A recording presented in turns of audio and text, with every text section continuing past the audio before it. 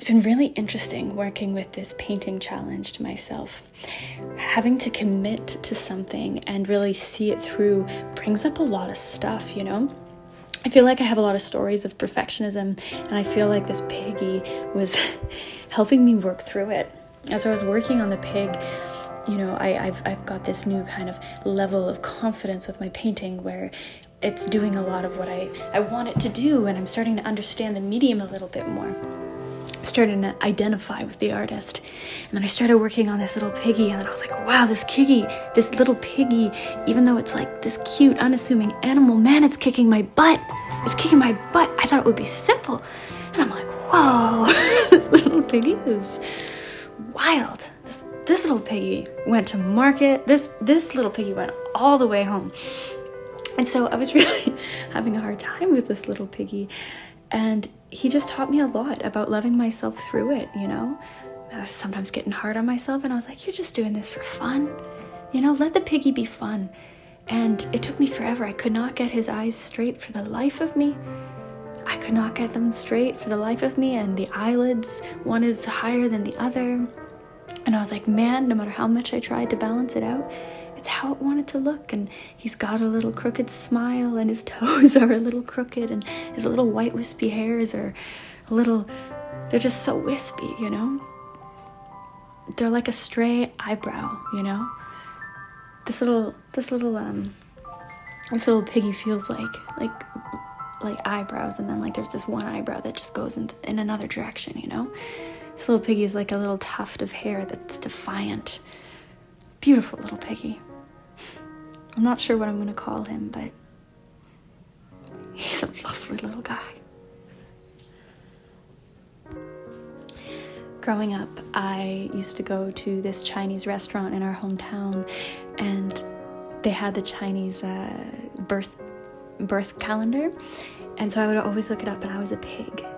And so when I was younger, I would obsessively collect these tiny little pigs. Oh my goodness, pig art, pig statues, pigs. I got so obsessed with pigs, and I just loved their friendliness and how pink they were, and I just loved pigs. So yeah, I feel like painting this really helped me connect with my inner child, because God, they're so precious. They're so precious. You know, it's really interesting working with art. It can bring up a lot of emotions. It's so interesting. Like, yes, I can draw something and it feels good, but sometimes I find myself judging it. And then I wonder why I'm judging it, you know? Because it looks childlike, or because it looks like this or like that. And I'm like, why would I ever judge something so beautiful, you know? It's like, it's beautiful, and, you know, you can always give it more love and more care and more attention, but gosh, this little pig is really precious. And I was getting hard on myself. I was like, man, I can't get it to look right. But I'm like, you know what? I can just like learn some more tutorials on how to paint the skin of a pig, because oh my gosh, that's hard. It has been challenging, but also it's like loving where I am and being like, exactly where I am is totally worthy of celebrating, because this little piggy is really special. So here's the final take of my little piggy here. I think the really neat thing about working with challenges is it really forces you to challenge yourself, kind of go past your comfort zone. I find with this little guy, the more I look at him, the more I really fall in love. It's actually really interesting. I was looking up the art for Where the Wild Things Are, because I wanted to design my own children's book, paint it, and I was kind of looking at some of their techniques, and I feel like this looks a little bit like a creature from there. He's a little wild thing, so yeah, something fun about him.